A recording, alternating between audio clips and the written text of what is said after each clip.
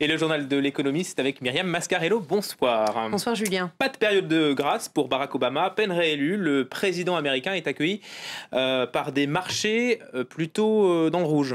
Dans le rouge vif même, aux États-Unis, ils ont plongé dès l'ouverture et les principaux indicateurs oscillent autour de moins 2%. Et puis en Europe, ils ont commencé dans le vert, mais ils n'ont pas tardé à plonger non plus. Regardez, Paris a terminé en baisse de moins 1,99%, moins 1,58% à Londres. Francfort a reculé de moins 1,96%.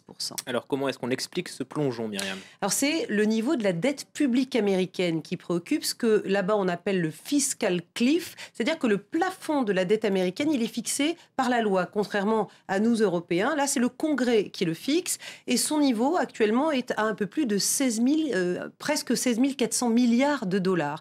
Et ce niveau, il va être bientôt atteint. Donc si il est dépassé, l'État est paralysé. Il ne peut plus faire ses dépenses courantes, il ne peut plus rien dépenser. Donc il y a deux solutions. Ou bien on renégocie ce plafond, on le repositionne, et là ça suppose un vote avec une collaboration républicain-démocrate au Congrès, et on le sait, c'est loin d'être évident. Soit, on fait des coupes franches, et c'est ce que Barack Obama veut absolument y éviter. Il a tout à fait le sentiment de l'urgence. Écoutez le président réélu.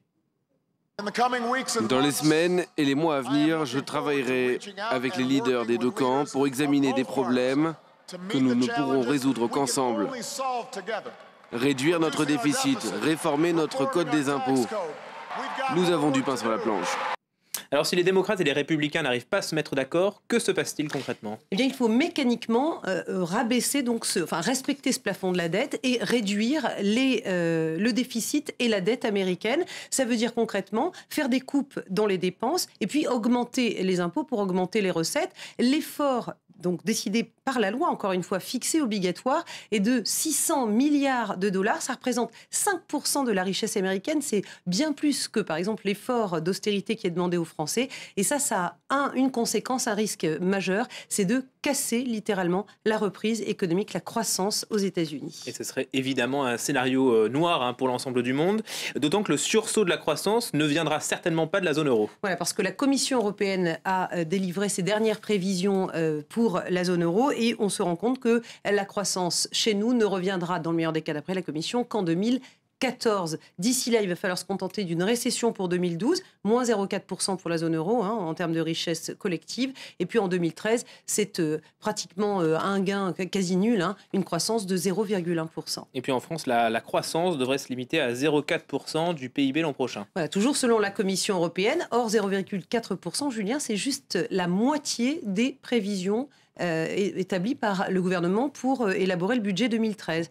Donc, selon Bruxelles, le déficit français que le gouvernement veut absolument ramener à 3% du PIB à la fin de l'année prochaine, ce déficit devrait être encore de 3,5% à la fin de l'année 2013. En tout cas, la récession, ça sera le cas en Italie, en Espagne et surtout en Grèce pour 2013, ça c'est sûr. Pour 2012 déjà, on sera à moins 6% en Grèce. Et pour 2013, vous avez raison, la récession continuera et devrait être même au-dessus des 4%. Et c'est dans ce contexte particulièrement lourd que le Parlement grec est en train de voter un nouveau plan d'austérité, un plan conséquent. On parle de 18 milliards d'économies d'ici 2016. Et aujourd'hui, il y a une bronca, littéralement une marée humaine devant ce Parlement et une grève générale en Grèce. Cécile Galuccio.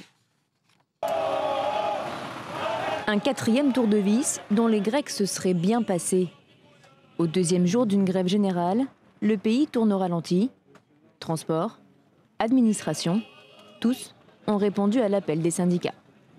Il est clair qu'en ce qui concerne les travailleurs municipaux, il y aura des licenciements. Baisser les salaires n'est pas une solution, faire la grève non plus d'ailleurs. Nous sommes fatigués de tout ça, on n'en peut plus, notre patience a atteint ses limites. Tout ce que nous pouvons faire, c'est nous battre et attendre. Attendre et subir. Car à court terme, les salaires vont baisser, entraînant une chute de la consommation. A contrario, le chômage devrait exploser. Il a déjà franchi la barre des 25%. Résultat, en 2013, le PIB va encore se contracter de 4,2%. Mais le gros point noir, c'est la dette. Elle devrait atteindre 188,4% du PIB en 2013 et près de 190% en 2014. Seule condition pour la Grèce de renouer avec la croissance et d'obtenir le versement d'une nouvelle tranche d'aide, adopter le nouveau plan d'austérité qui prévoit 18 milliards d'économies d'ici 2016. Une solution qui divise le Parlement. Tout le monde doit comprendre qu'il n'y a pas d'autre choix. Ces mesures ne mènent nulle part, seulement vers une pauvreté encore plus extrême de la population. Lundi prochain, la Grèce a rendez-vous avec son destin.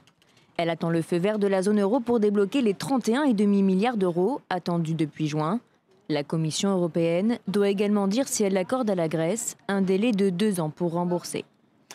Allez, on passe à l'actualité des entreprises et on commence avec BNP Paribas, ça va plutôt bien. Ça va très bien, même au troisième trimestre, la banque française affiche un bénéfice d'1,3 milliard d'euros. C'est une progression de 144% par rapport à l'année dernière. Alors ça s'explique quand même.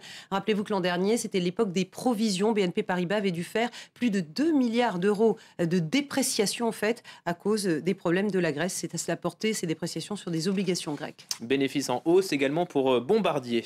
Au troisième trimestre, en hausse de plus de 10%. Et pourtant, Bombardier annonce des licenciements, en l'occurrence la suppression de 1200 emplois et la fermeture d'un site précis, un site allemand d'Aix-la-Chapelle.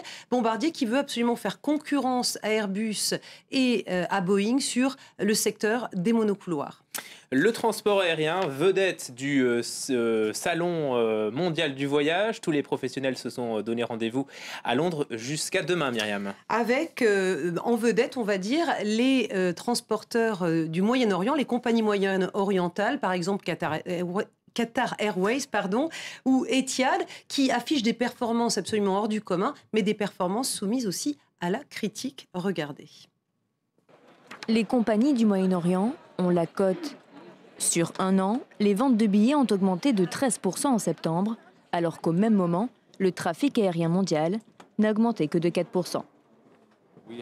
Nous avons de très bons résultats comparés à l'année dernière sur tous les points concernant le chiffre d'affaires, le nombre de passagers, le fret et les rendements. D'importantes commandes d'avions ont également permis d'augmenter de 12% la capacité. En termes de passagers, les compagnies du Moyen-Orient sont désormais au-dessus de l'Europe, de l'Amérique et de l'Asie. Si les compagnies occidentales essaient par tous les moyens de réduire leurs coûts, la compagnie Emirates, elle, investit. Aucune autre grande compagnie n'a une flotte aussi moderne qu'Emirates. Nous investissons plus dans la restauration, les loisirs et les clients montrent leur enthousiasme. Mais le modèle économique de Emirates est critiqué par des grandes compagnies comme Air France. Elles l'accusent de se développer grâce à des aides gouvernementales. Emirates est le plus grand acheteur mondial d'Airbus A380. Selon certains concurrents, la compagnie se développerait trop vite. Une critique qu'elle rejette catégoriquement. Allez, on termine avec un chiffre, le coût de la catastrophe de Fukushima qui pourrait s'élever jusqu'à 100 milliards d'euros. 100 milliards d'euros, effectivement, c'est TEPCO, la société qui exploitait la centrale nucléaire japonaise qui a fait ses comptes. Et ce chiffre inclut à la fois les frais de décontamination du site et le dédommagement des victimes. TEPCO, lui, en tout cas, ne s'en est jamais relevé. Rappelez-vous que cette société a été nationalisée après la catastrophe. Merci Myriam, c'était le journal de l'économie. On se retrouve dans 4 minutes pour le journal de 20h30. À tout à l'heure.